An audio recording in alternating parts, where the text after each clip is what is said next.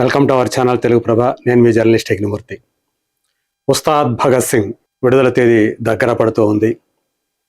మార్చి 19వ తేదీ ఈ సినిమా ప్రపంచవ్యాప్తంగా విడుదలవుతున్న సంగతి మనందరికీ తెలిసిందే. నిజానికి ఇలాంటి పెద్ద సినిమాకి ముందు రోజు ప్రీమియర్ షోలు పడాలి. అయితే ఇంతవరకు కూడా ఉస్తాద్ భగత్ సింగ్ సంబంధించినటువంటి ప్రీమియర్ షోల విషయం ఏ సంగతి తెలియలేదు. కారణం ఇక్కడ తెలంగాణ హైకోర్టు ఈ సినిమా ప్రీమియర్స్ కానివ్వండి, అలాగే మిగతా షోలకి ఏవైతే మీకు టికెట్ రేట్లు పెంచుకోవాలంటే 3 నెలల ముందుగా, అంటే 90 రోజుల ముందుగా మీరు ప్రభుత్వానికి దరఖాస్తు చేసుకోవాలని చెప్పేసి ఏదైతే రూలింగ్ ఇచ్చిందో అది ఈ సినిమాకి అడ్డంకిగా మారింది. ఆ ప్రీమియర్ షోలకు కానివ్వండి, అలాగే మొదటి వారం 10 రోజులకి టికెట్ హైక్లు చేసుకోవడానికి వీలు లేకుండా పోయిందని చెప్పేసి చెప్పాలి. సో అందువల్ల నార్మల్ రేట్కి ప్రీమియర్ షోలు ఎందుకు వేయాలి అనేటువంటి ఉద్దేశంతో మేకర్స్ ఉన్నట్లుగా మైత్రి మూవీ మేకర్స్ వాళ్ళు అభిప్రాయపడుతున్నట్టుగా మనకు తెలుస్తూ ఉంది. సో ఈరోజు సాయంత్రం ఈ సినిమా సంబంధించినటువంటి ఒక థర్డ్ సింగిల్ని రిలీజ్ చేయడానికి సన్నాహాలు చేస్తూ ఉన్నారు మేకర్స్. బాలానగర్లో ఉన్నటువంటి మైత్రి విమల్ థియేటర్లో ఈరోజు సాయంత్రం జరగబోతోంది అది.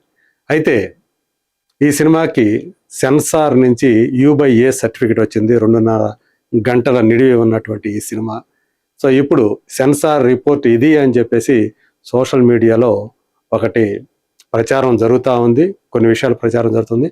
సో మనకు అందినటువంటి విశ్వసనీయమైనటువంటి సోర్సెస్ ప్రకారం అయితే ఆ రిపోర్టు చాలా పాజిటివ్గా వస్తూ ఉంది. సెన్సార్ సభ్యులు దీన్ని ఎవరైతే తిలకించారో వాళ్ళు చెప్పిన దాని ప్రకారం, అంటే బయట సర్క్యులేట్ అవుతున్న దాని ప్రకారం అయితే మొదటి సగం ఫస్ట్ హాఫ్ ఈ సినిమా ఫుల్ ఎంటర్టైన్మెంట్ తోటి సాగుతుంది అని చెప్పేసి తెలుస్తూ ఉంది. అలాగే సెకండ్ హాఫ్ ఎమోషనల్ అవుతుంది. ఆ ఎమోషనల్ కోషియంట్ అని ఏదైతే ఉందో అది ఈ సినిమాకి కోర్ పాయింట్. అదే USP అని కూడా చెప్తున్నారు. యూనిక్ సెల్లింగ్ పాయింట్ కూడా సెకండ్ హాఫ్లో ఉండే ఎమోషన్ పాయింట్ ఏదైతే ఉందో అదే ఈ సినిమాకి ప్రధానమైనటువంటి బలంగా మారుతుంది అని చెప్పేసి తెలుస్తూ ఉంది. అలాగే హరీష్ శంకర్ రాసినటువంటి డైలాగ్స్ కూడా కొన్ని సందర్భాలు, అంటే అన్ని చోట్ల కాదు కానీ ఫస్ట్ హాఫ్లో తను ఏదైతే ఎంటర్టైన్మెంట్ ఆ వేలో మొదటి భాగానంతా కూడా తీసాడో ఫస్ట్ హాఫ్ని, అందులో పంచ్ డైలాగ్స్ ఉంటాయి. అలాగే ఆ ఎంటర్టైన్మెంట్ ఇచ్చేటువంటి సన్నివేశాల్లో తను రాసినటువంటి డైలాగ్స్ ప్రధానంగా పవన్ కళ్యాణ్కి, అలాగే ఇందులో ఉన్నటువంటి కమెడియన్స్ మీద తను రాసినటువంటి ఆ డైలాగ్స్ చాలా హిలేరియస్గా వచ్చాయని చెప్పేసి తెలుస్తూ ఉంది. అలాగే శ్రీలీలతోటి ఆయనకు ఉండేటువంటి సన్నివేశాలు, అందులో ఎమోషనల్ సీన్స్ కూడా ఉన్నాయని చెప్పేసి తెలుస్తూ ఉంది. ఖచ్చితంగా శ్రీలీల ప్రెజెన్స్ అనేది ఈ సినిమాకి ఒక మంచి ప్లస్ పాయింట్ లాగా మారుతుంది అని చెప్పేసి కూడా తెలుస్తూ ఉంది. ఇక ఏదైతే ఉస్తాద్ భగత్ సింగ్ క్యారెక్టరైజేషన్ ఉందో అందులో పవన్ కళ్యాణ్ మేనరిజమ్స్ మీద చేసినటువంటి పాట ఆర్ ఆఫ్ ఉస్తాద్, ఆ పాట సంగతి అలా పక్కన పెట్టినా, అంటే ఆ పాట వచ్చి లీడ్ ఏదైతే ఉందో అది చాలా బాగా ఆడియన్స్ని అట్రాక్ట్ చేస్తుంది. అభిమానులు మాత్రం ఆ సమయంలో థియేటర్లో ఊగిపోతారు, కేరింతలు కొడతారు అని చెప్పేసి తెలుస్తూ ఉంది. పవన్ కళ్యాణ్ సినిమా మొత్తాన్ని కూడా తన భుజస్కంధాల మీదే నడిపించుకొని వెళ్ళాడు అని చెప్పేసి తెలుస్తోంది. అలాగే రీసెంట్గా మనకు తెలుసు తను డబ్బింగ్ పూర్తి చేశాడు ఈ సినిమా సంబంధించి. లాస్ట్ డబ్బింగ్ చెప్పిన తనే. అందులో తను ఆ డబ్బింగ్ చెప్పేటప్పుడు ఏవైతే ఎమోషనల్ సీన్స్ వచ్చాయో ఆ ఎమోషనల్ సీన్స్కి ఆ డైలాగ్స్ చెప్పేటప్పుడు తన కళ్ళ వెంట నీళ్లు కూడా వచ్చాయి. తను కూడా ఎమోషనల్ అయ్యాడు అని చెప్పేసి అది కూడా బయటకు వచ్చినటువంటి విషయం.